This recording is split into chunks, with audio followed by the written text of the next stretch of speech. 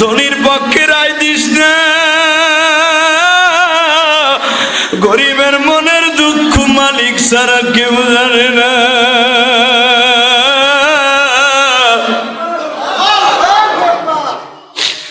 কোনদিন তুই গরিবের বিপক্ষে যাইস না রে দোস্ত। গতকালকে আমি যেখানে মাহফিল করছি বাবা মাদারীপুর শিবচর, একটা ছেলে আমার হাত ধরে বলে হুজুর, আমি বললাম তোমার কি চাদর নাই? বলে হুজুর আমার আব্বা জেলে মাছ মারে, পদ্মা নদীর ইলিশ মাছ। হুজুর এতদিন হলো মাছ ভালো পায় না, ভালো করে চাউল আমার বাবা কিনতে পারে না। হুজুর শীতের পোশাক কিনবো কি দিয়া? ও আমার বড় লোক বন্ধুরা, এই যে অমিক্রণ চলতেছে, করোনা চলতেছে, কত বাসায় যায় দেখো তোমার বাড়ির ভাড়াটিয়ার বাসায় চাল নাই, তোমার ভাড়াটিয়ার কাপ নাই, ভালো কোনো ডাইল চালও কিনতে পারে না, ঘর ভাড়াটা কোন রকম জোগাড় করে তোমার হাতে তুলে দেয় গো বাবা। একবারও কি চিন্তা করে দেখছো? ওই গরিবের খবর আল্লাহ ছাড়া কেউ জানে না। তুমি যদি একটা বার গরিবের খবর নিতা, বিশ্ব নবী তোমার বালিশের কাছে আইসা তোমার খবর লয়ে যাইত। আমার বিশ্ব নবী বলতো ফাআম্মাল ইয়াতীমা ফালা তাকহার ওয়া আম্মাস সাইলা ফালা তানহার। তোমরা যদি এতিম আর মিসকিন, কারে কয় মিসকিন বলা হয় গরিব মানুষগুলা, তোমরা যদি এতিম আর মিসকিন গরিব অসহায়ের মানুষের খবর লইতা, আমি নবী মদিনার থেকে তোমার মিরপুরে চলে আসতাম। আমি আপনাদের দুইটা হাতে বাউ ধরে বলছি, আমার মালিক যখন সহ্য করতে পারে না গো বাবা, তখন একটার পর একটা গজব দিয়া তোমার আমার ঠিক করতে বলে। আজকে মসজিদে জুমার নামাজ পড়তে এসে রজবের প্রথম জুমায় আবার আল্লাহরে দেখায়া দাও, মালিক তোমার যারা দুনিয়ার কারো কাছে মানি না।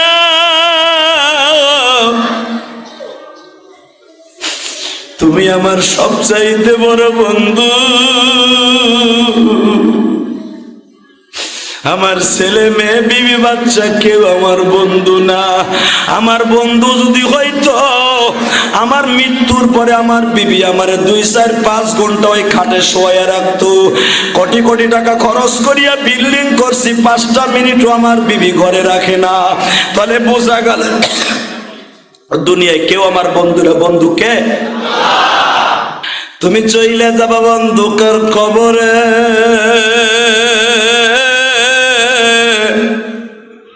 এই 4টা মেসেজ দিয়া প্রতিদিন সকালবেলা সূর্যটা উদিত হয় বাবা। এ আমার মিরপুর 10 নম্বরের বাজার না,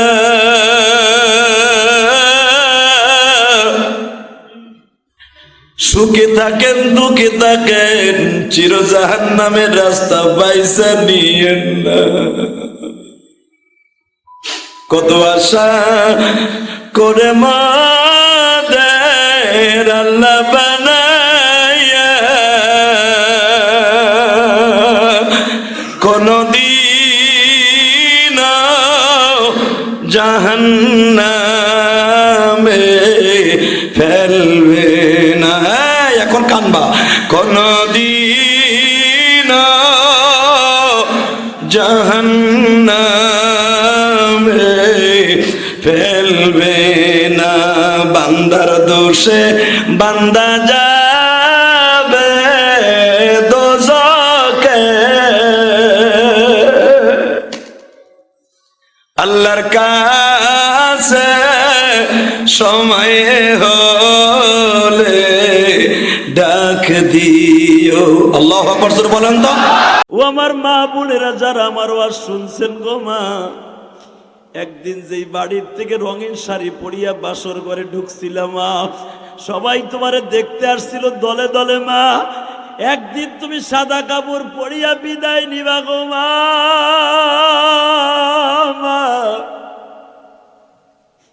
সেদিন কেউ তোমারে দেখতে আসবে মা, কিন্তু ওই দিনের কথা ভুলিও না, ফাতেমার সাথে জান্নাতে যাওয়ার জন্য রেডি হয়ে যাও গো মা।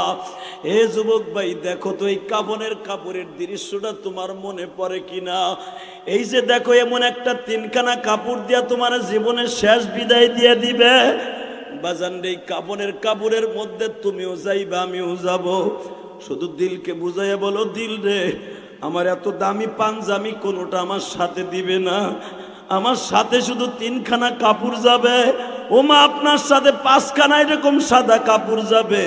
ইলিয়াসুর রহমান জেহাদির মা পাঁচখানা কাপড় লইয়া গোপালগঞ্জের জমিনে ঘুমিয়েছে মা। এখনো যখন মার কবরের পাশে দাঁড়াই, বুকটা ফাটিয়ে যায়। 12 বছর বয়সে মায়ের কবরে রাখছি, এখনো পর্যন্ত সেই দৃশ্য মনে পড়ে। আমার মনে পড়ে সিরাজগঞ্জের রায়গঞ্জের যুবক কুলি আমার মারে যখন এরকম কাফন পরাইয়া কবরে রাইখা দিল গো বাবা, আমি উকি মাইরা দেখতেছিলাম আমার মায়ের কবরের অবস্থা কি। ও বাবা, দেখি আমার মায়ের এই সাদা কাপড়টা লাল হয়ে গেছে। আমি জিজ্ঞেস করছিলাম, কারণ আমি তো মাদ্রাসায় ছিলাম, আমি আমার আব্বারে জিজ্ঞেস করছিলাম, মায়ের কাফনের কাপড়টা রক্তে লাল কেন? আমার আব্বা কেঁদে কেঁদে বলছিল, বাবা রে, তোমার ছোট্ট ভাইরে জন্ম দিতে যাইয়া তোমার মা মারা গেছে। তোমার মায়ের রক্তটা মাথার ঘিলুর মধ্যে চলে গেছিল স্ট্রোক করিয়া। মৃত্যুর পর ওই রক্তগুলা নাক দিয়া গাল দিয়া বের হইতেছিল। হে যুবক, আমার জীবনে কত কিছু ভুলিয়া গেছি, আমি আমার মায়ের কাপড়ের রক্তটা কোনোদিন বলতে পারি নাই।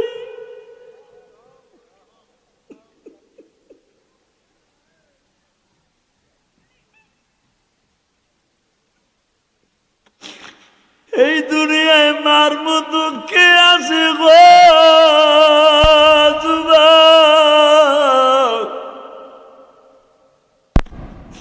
সিরাজগঞ্জ মাহফিলে আইছি মা, যদি তুমি বাইচা থাকতা, আমি আমার ভাইদেরকে বলে গেছি, তুমি সিরাজগঞ্জের পোলা, আমি গোপালগঞ্জের সন্তান। আল্লাহ যদি মাফ করে একসাথে জান্নাতে যাব। মা, তুমি কবরে কেমন আছো জানি না গো মা। আমার মায়েরা মহিলা প্যান্ডেলে হয়তো মার কথা মনে করে কান্দে, বাবার কথা মনে করে কান্দে গো। রায়গঞ্জের যুবক ভাইরা, ও চান্দাই কোনার বাইরে রে,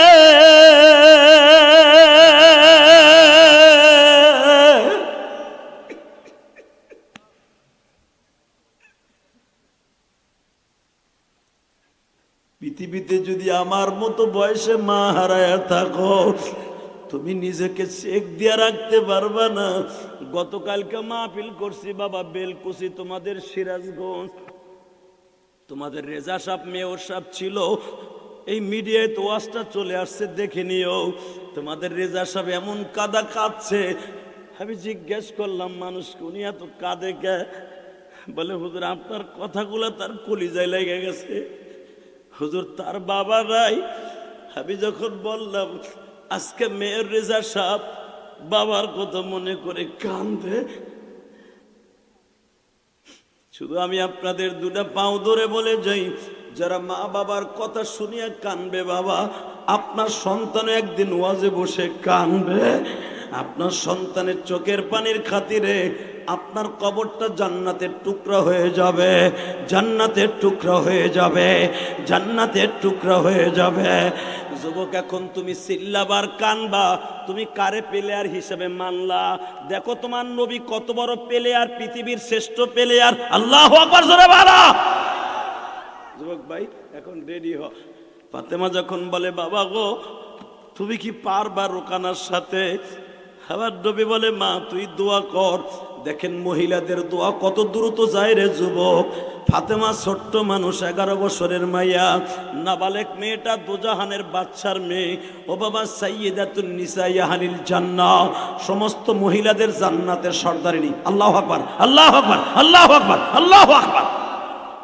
ছোট্ট মেয়েটা যায় নামাজটা বিছাইয়া, এবার আমার দিকে তাকাও, হাত দুইটা তুলছে, মালিক রে, আমার বাবারে তুমি মাইরো না, আমার বাবারে রোকারার হাতে অপমান করো না। আমার বাবা কোনোদিন কারো হাতের এইভাবে মার খায় নাই। আমার বাবা কোনোদিন কোনো বেঈমানের হাতে এইভাবে অপমানিত হয় নাই। আমার বাবারে যদি তুমি আজকে মার খাওয়াও গো মালিক,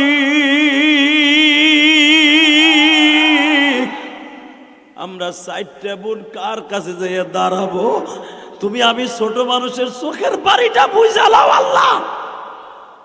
বেঈমান গুলারে ধ্বংস করো। এই কথাটা বলতে দেরি আছে বাবা। আমার নবী তো জানে ফাতেমার হাতটা কত দামি হাত। ফাতেমা তো নিজেও জানে না তার হাতটা কত দামি। যেই হাত দিয়া জান্নাতের চাবি তালা খুলবে, এই হাত দুইটা তুলছে নবী তো বুঝে ফেলছে ফাতেমা যদি আর একবার দোয়া করে পুরা মক্কায় আগুন লেগে যাবে, পুরা মক্কায় আগুন লেগে যাবে, পুরা মক্কায় আগুন লেগে যাবে। আমি নবী জানি। আল্লাহু আকবার জোরে বলতে হবে। কচি হাত তো দোয়া কবুল হয়ে যাবে। নবী তাড়াতাড়ি ফাতেমার হাতটা নামাই দিয়া কয়, মা তুই যদি আর একবার বরদোয়া দিতি মক্কায় কাবা ঘরের সামনে আগুন লাগতো। তোর হাত দুইটা কত দামি তুই জানোস না রে মা। ও বাজান, এখন দুই নয়নের পানি তুমি একটু রেডি করো। ফাতেমা বাবার গলাটা ধরিয়া দুই গালে চুমা দিয়া বলে, মালিক রে, ও মালিক, আমার হাত যদি এত দাম হয়, আমি আমার বাবার দুই গালে হাত দুটা লাগাই দিলাম। আমার এই বাবার চলে জানো কেউ আঘাত করতে না পারে, আমার বাবার গায়ে জানি কেউ আঘাত করতে না পারে।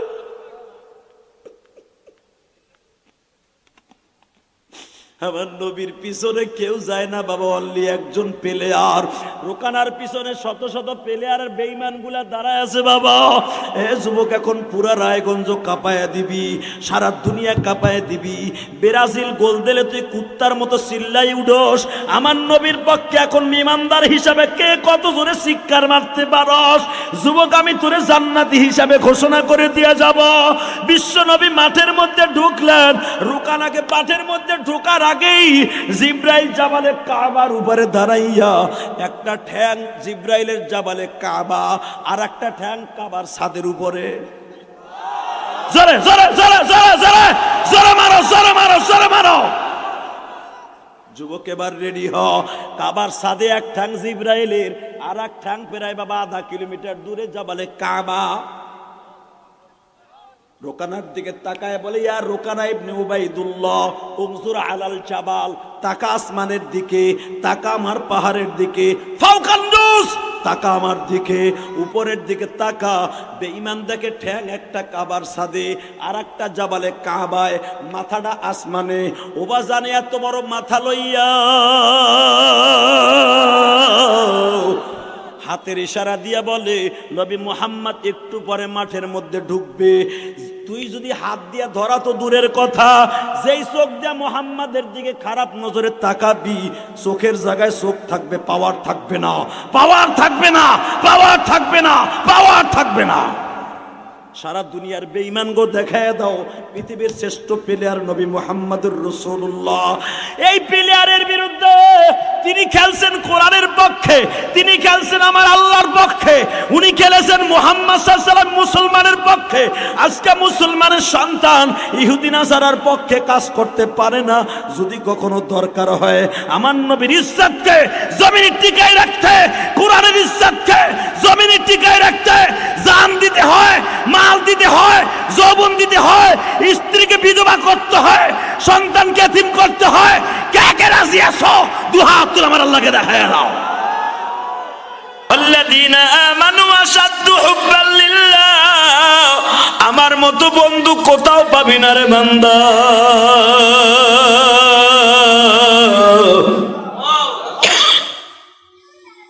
রিক্সা চালক বন্ধু সহজে যাইতে চায় না। ডাক্তার বলে আপনাকে জজ সাহেব ডাকতেছে, চলেন না। না, আমি ওনার সামনে যাব না। কেন যাবেন না? আপনারে বারবার ডাকতেছে। বলে এই মুখ দেখাইতে পারুম না, তার মানতে লাগিয়ে যাবে। আরে বলেন কি মানতে লাগবে কেন? বলে আপনি জানেন না। বলে না, আপনাকে দেখতে হবে। বাজানদের সামনে যখন লয়ে গেছে, এক নজর তাকাইয়া চোখটা বন্ধ করে ফেলছে। রিক্সা চালক বন্ধু, মা মায়ার বাপের রক্ত এখনো তার গামছায়। গামছাটা বন্ধুর সামনে তুলে দিয়ে বলে, বন্ধু রে,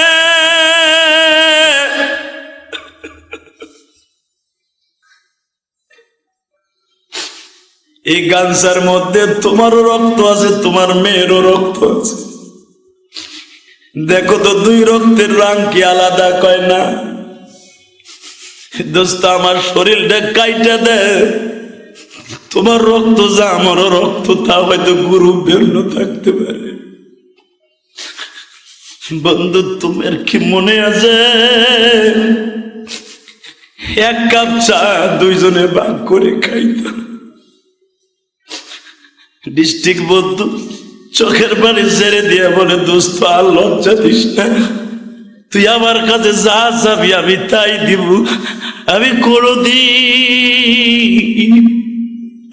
কোনদিন আমার ভিতরের ওই গৌরবটা আনবো না। তুই আমার কাছে কি চাস বল? এখন তুমিও কাঁদবা, ডাক্তাররাও কেঁদেছিল বাবা। ওই গরিব বন্ধু বলে, আমরা গরিব মানুষ বেশি কিছু চাই না, শুধু একটা জিনিস চাই রে বন্ধু, আমি যদি তোর মেয়েটার রক্ত দিয়ে বাঁচায় থাকি, একটা জিনিস চাই রে বন্ধু, কোন গরিব মানুষ যদি তোর আদালতে কোনো কেসের জন্য যায়, তুই গরিবের সারা দলির পক্ষে রায় দিস না। লেজ্জ একটা রায় দিচ্ছে বন্ধু, টাকার কাছে বিক্রি হয়ে কোনদিন। মাথায় পিস্তল ঠেকাইয়া কালেমার সহিত গুলি কইরা মরা, এইরকম সূরা, এইরকম যেরকম মদের গ্লাস হাতে নিয়া বিসমিল্লাহ কইয়া যেমনে মদ খাইলে যাওয়া হয়, ঠিক পিস্তল ঠেকাইয়া কালেমা বললে ওই একই সূরা। এই কতক্ষণ নাকি বিড়ি ধরাইবার আগে যদি কন বিসমিল্লাহ রহমানুর রহিম, যেই সূরাত, গলায় রশি দিয়া মরার আগে বিসমিল্লাহ কইয়া রশিতে ঝোলা, একই সূরাত। গাঞ্জার পোটলা বানাইবার আগে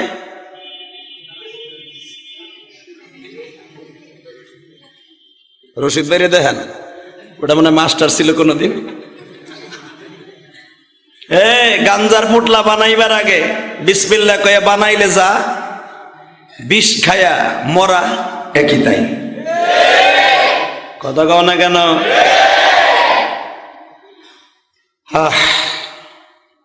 কষ্টের কথা কার কাছে কমু? মানুষ যখন জানতে জানতে জানোয়ার হয়ে যায়, তখন তার মরণ জানোয়ারের মতোই হয়। কথা বলতে হবে। এদের কি বিচার হইব? এখন চোখের পানি ছেড়ে দিয়ে তওবা করেন। নবী আমার কি বললেন জানেন? যেই বস্তু দিয়া, যেই ধাতু দিয়া, যেই জিনিস দিয়ে তুমি মরবা, কিয়ামত পর্যন্ত তোমার ওই সাজা হবে। যে মাথায় গুলি পিস্তল ঠেকায় মরবে, সে কিয়ামত পর্যন্ত খালি পিস্তল ঠেকায় মরতেই থাকবে, মরতেই থাকবে, মরতেই থাকবে, তার সাজাইটা। যে বিষ খায় মরবে, কিয়ামত পর্যন্ত হিসাব নিকাশের আগে খালি তার বিষ খাওয়ানো হবে, খালি বিষ খাওয়ানো হবে। এটা দুনিয়ার বিষ না, আখিরাতের বিষ এত ভয়ঙ্কর, এত ভয়ঙ্কর। আল্লাহ চায় না, পুলিশ যেরকম চায় না আইন হাতে তুলে নিতে, উল্টা পেলে মামলা খায়, আমার আল্লাহ বলে তুইও আইন হাতে তুলে দিস না, মৃত্যু হাতে তুলে দিস না। আরে বান্দা, তুই দুঃখে আসর, অসুবিধা নাই, তুই যায় না মাঝে দাঁড়ায় যা। প্রতিদিন সকালবেলা সূর্য উঠে তোরে কি বলে জানেন? চারটা কথা বলে সূর্য। কয়টা? নতুন একটা আলোচনা শুনেন আজকে। সারা জীবন তো খালি সূর্য সূর্য চন্দ্র দেখলেন, সূর্য সকালবেলা উঠে চারটা জিনিসের আভাস দেয়। চারটা। কয়টা? ইয়াউমুল জাদিদ। আমি তোমাকে আজকে নতুন একটা দিন দিলাম। সূর্য সকালে উঠেই কথা বলে, আলহামদুলিল্লাহ বলেন না? ইয়াউমুল জাদিদ। সূর্য বলে প্রথম কথা আরবিতে, আজকে তোমাকে একটা নতুন দিন দিলাম। ইয়াউমুল আমাল। তোমার আজকের দিনটা আমি আমল করার সুযোগ দিলাম। তিন নাম্বার কথা কি বলে জানেন? তিন নাম্বার কথা, তুমি তোমার মালিককে চিনো, যেই মালিকের হুকুমে আমি তোমার আলো দিছি। চার নাম্বার কথা শুনলে আপনার কলিজার ভিতরে আঘাত লাগবে, আমি জানি আপনি সহ্য করতে পারবেন না। সূর্য কি বলে? চার নাম্বার কথাটা, চার নাম্বার কথা বলে প্রেজেন্ট করে, আগামীকালকে তোমার সাথে আর আমার দেখা নাও হতে পারে। সূর্য লাস্টের কথাটা কি বললো? জীবনে কত হাজার বার, কত লক্ষ বার এই কথাটা বলছি বাজার, নিজেও জানি না। গাড়িটা রাইখেই গাড়ির থেকে নামিয়ে আমার কবরের কাছে সালাম দিয়ে বাড়িতে যাই। আবার যখন গাড়িতে উঠে রওনা দিব মাহফিলের উদ্দেশ্যে, হয়তো 2-1 ঘন্টা বাড়িতে থাকা হয়। মার কবরে পাশে দাঁড়ায় আখেরি সালাম দিয়ে বলি, মা হইতে পারে সফরে আসছি, লাশ হয়ে আবার তোমার পাশে আসতে পারি। মা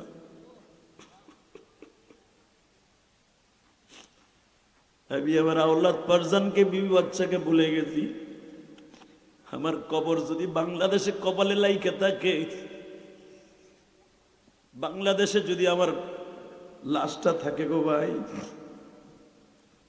আমি শুধু আপনাদের কাছেও বলে যাই, আমি আমার সবাইরে বলে গেছি, আমার ছেলে মেয়েদেরকেও বলছি, আমার লাশ যদি বাংলাদেশে আমার দাফনের সিস্টেম হয়, জানি না কোন দেশে আমার মাটি আছে, জানি না গো বাবা। হইতে পারে বিদেশে সফরে গেছি, বিমানও মৃত্যু হইতে পারে, জাহাজও মৃত্যু হইতে পারে। যদি মক্কা মদিনায় হয়, আমার লাশ আনবা না।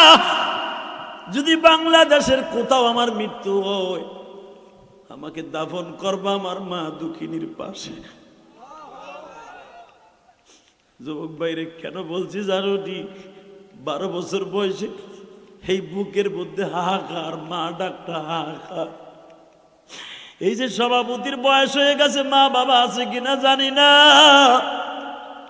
তোমাদের কমিটির মধ্যে কার মা আছে কার মা নাই আমি জানি না। এই তোমার বন্ধু ইলিয়াসুর রহমান জিয়াদি, এমন কোন রাত নাই মায়ের জন্য দোয়া করি না গো বাবা। আমি যদি জানি আমি আমার মায়ের জন্য দোয়া করব, আমার সন্তান একদিন আমার জন্য দোয়া করব, আমি আমার সন্তানদেরকে বলে গেছি, আমি মারা গেলে আমার মায়ের কাছে দাফন করবা। তোমার লাশ কার কোন জায়গায় দাফন হবে জানি না, তবে নবীর রওজার সাথে যেন আপনাদের একটা রাস্তার ব্যবস্থা হয়ে যায়। বালিশটা মাথায় দিয়ে, যারা এখন শিল্পপতি আছেন, বড় কোটিপতি আছে, তারা বালিশটা মাথায় দিয়ে একটু চিন্তা করেন, আপনি কি করছেন আল্লাহর লাগি, আর আল্লাহ আপনার লাগি কি করছে? তাহলে আপনার ইমান রিফাইন হয়ে যাবে। কোনোদিন আপনি আত্মহত্যার পথ বেছে নেবেন না। বেজানরে 2 বন্ধু একই স্কুলে পড়লো, বাবার টাকা আসে, চলে আসলো ঢাকায়। বাবা আইন বিষয়ে পড়িয়া ডিস্ট্রিক্ট জজ হয়ে গেল, কিন্তু ওই গরিব বন্ধু বিয়ে পাশ করিয়া বাবা চাকরি পাইল না। একটা টেক্সটাইল মিলে চাকরি নিছিল, সেটাও টিকলো না, বন্ধ হয়ে গেল কারখানা। এই বন্ধু সন্তানের যন্ত্রণায় সহ্য করতে না পেরে ঢাকায় আসলো। ঢাকায় আসিয়া রিক্সা ধরলো। বাবা রিক্সাটা লইয়া বনানি যখন আস্তে আস্তে করে যায়, হঠাৎ করে দেখো আজকেও কিন্তু গুড়ি গুড়ি বৃষ্টি হইতেছে, বাতাস হইতেছে। এরকম একটা বাতাসের সময়, বৃষ্টির সময় বাবা সমস্ত শরীরটা ভিজে গেছে। গরিব মানুষ, শীতের মৌসুম। ওই বন্ধুর বাড়ির বিল্ডিং এর নিচে একটু জায়গা আছে, সামনে একটু জিব্বার মতো বাবানো, ওখানে দাঁড়াইয়া রিক্সাটা দাঁড় করাইয়া রোডের উপরে সেরা গামছা দিয়ে বৃষ্টির পানিটা মুছতাছে, একটু রিল্যাক্সে দাঁড়াইছে।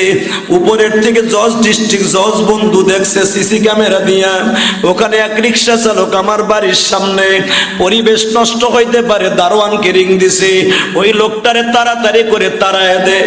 যখন দারোয়ান বলছে ভাই তুই সরিয়া যা, আমার উপরের জানোয়ার মালিক দেখে ফেলাইছে, আমিও গরিব মানুষ, তুইও গরিব মানুষ, আমার চাকরি বাঁচাইতে হবে, তুই এখান থেকে ছাড়। ওই রিক্সা চালক বলে, বন্ধু বলতেছে আরে ভাই তুই তারে বলিয়া দিস, আমি কিন্তু রিক্সা চালাই বিদায় অশিক্ষিত না, আল্লাহ আমাকে বিয়ে পাস বানাইছে। কপাল দোষে আজকে রিক্সাটা ধরছি বিদায় আমারে কুত্তার মতো ব্যবহার করিস না। বৃষ্টিটা চলে গেলে আবার চলে যাবা, বলে এগুলা চলবে না।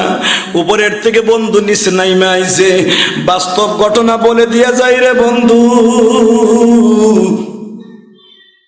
উপরের থেকে ডিস্ট্রিক্ট জজ বন্ধু নাইমে আইছে, ফ্ল্যাটের থেকে দা করে নামিয়া বলে, এই তুই আনে, তুই কে? কিন্তু দোস্ত মনে রাখো, যতই তুমি শিল্পপতি আর কোটিপতি হও, বাল্যকালের স্মৃতি কিন্তু কোনোদিন বলা যায় না। যাদের সাথে তুমি মেট্রিক পরীক্ষা দিছো, যাদের সাথে ক্লাস 7 8 বসিয়া হাডুডু খেলছিলা, এক বন্ধু আর এক বন্ধুরে উপরে ওইটা জাবরা জাবরি করছিলা, যদিও তুমি কোনোদিন তো ওই বন্ধুর সাথে দেখা হয়ে যায়, একই টেবিলে বইয়া কিন্তু ওই স্মৃতির কথা মনে পড়ে যায়। এটা আমার জীবনেও হয়, তোমার জীবনেও হয়। বাজানরে গত পরশুদিন ছিলাম আমার বাড়ির পাশের মাহফিলে, আমার গ্রামের বাড়িতে। ওই মাহফিলে আমার আব্বা, আমার বাপ, চাচা সবাই ছিল। হাজার হাজার মানুষ যখন মাহফিল শেষ করে বাড়িতে গেছি, আমার এক চাচা গতকালকে সকালবেলা আমারে কয়, বাবা তোমার মনে আছে রে, তার থেকে মাথা তুলা, ঠিক না বেঠিক? এইটাই তো নিয়ম। ও সেজদার ভিতরে উঠতে গেছে, হাত দিয়ে নামায় তারপর আপনি উঠবেন। আর আমার আল্লাহ বলে দিলেন, জিব্রাইল রে নবীর কানে কানে বল, ওরা দুই ভাই যখন পিঠে আছে আরাম করে ওরা দুই ভাই বসছে, কারণ চৈত্র মাসের রৌদ্রের মধ্যে এক গ্লাস ঠান্ডা পানি যদি কেউ পায়, রোজাদার ব্যক্তি যদি ইফতারির সময় এক গ্লাস ঠান্ডা শরবত পায়, যেরকম তৃপ্তি লাগে, 22 দিন পরে নানারে পাইছে, নাতি দুইটার তার চাইতে বেশি বেশি ঠান্ডা লাগতেছে। আল্লাহু আলিমুম বিযাতিস সুদূর, এটা তো নবী অন্তরের খবর জানে না, আমি জানি। পিপাসিত মানুষের মতো নানারে পায়া পিপাসা নিবারণ করতেছি। তুই নবীর কানে কানে বল, নবী মাগরিব পর্যন্ত, ঈশা পর্যন্ত যদি ওরা দুই ভাই সেজদার থেকে মাথা না তুলে, আপনি সেজদার থেকে মাথা তুলবেন না। নবী আবার এখন সেজদার ভিতরে কান্দে আর কয়, মালিক রে, গত জুমার বয়ানে আমি বলছিলাম, ও সাহাবীরা, মান আহাব্বাহুমা ফাকাদ আহাব্বানি, যারা আমার হাসান হুসাইনকে ভালোবাসবা তারা আমি নবীরে ভালোবাসলা। তবে কি তুমি বুঝায় দিছ নবী শুধু আপনার সাহাবীরা ভালোবাসবে কেন? কারণ আমি আল্লাহ তো আপনার আশিক, আপনি হলেন মাশুক। আমি আল্লাহ আপনারে অনেক ভালোবাসি, আপনি যাদের ভালোবাসেন আমি আল্লাহও তাদের ভালোবাসি। এইটা প্রমাণ করে দিয়া কি হাসান হুসাইনের দিকে নজর দিছ? ঠিক আছে, আমি সেজদার থেকে মাথা তুলবো না। নবীর চোখের পানিতে যায় নামাজ ভেস্তাছে, হাসান উকি মাইরা দেখে নানা কান্দে।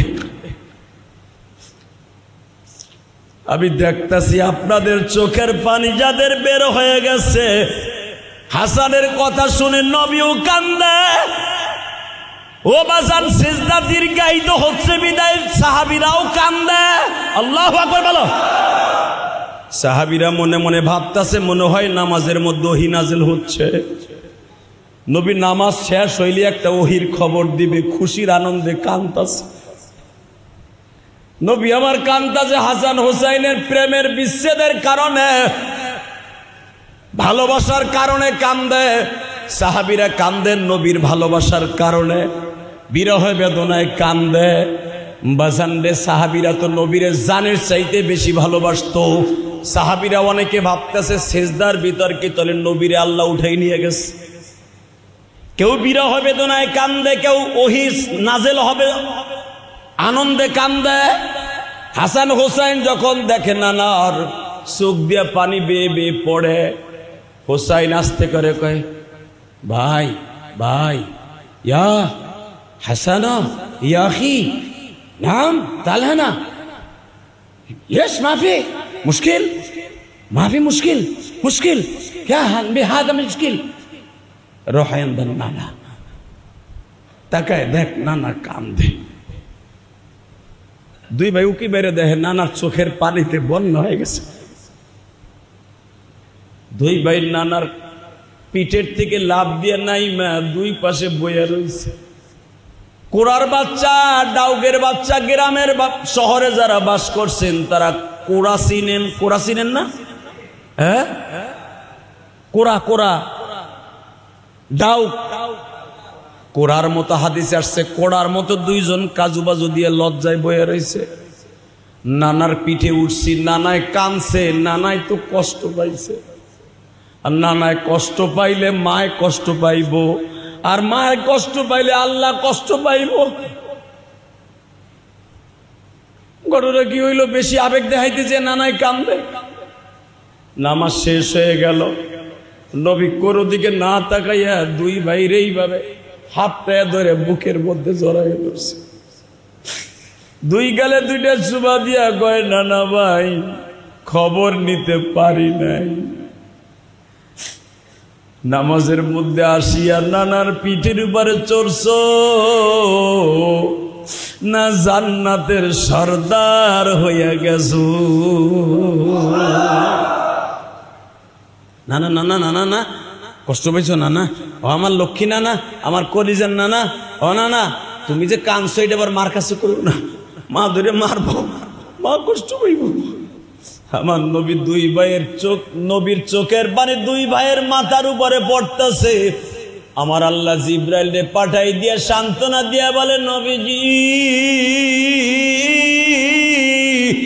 হাসান হোসাইনের কপালে সুমা দিয়া বইলা দেন, কিয়ামতের মাঠে আমি নবী হবে হাউজে কাউসারের মালিক, আর হাউজে কাউসারের ডিস্ট্রিবিউটর হইবা তোমরা দুই ভাই।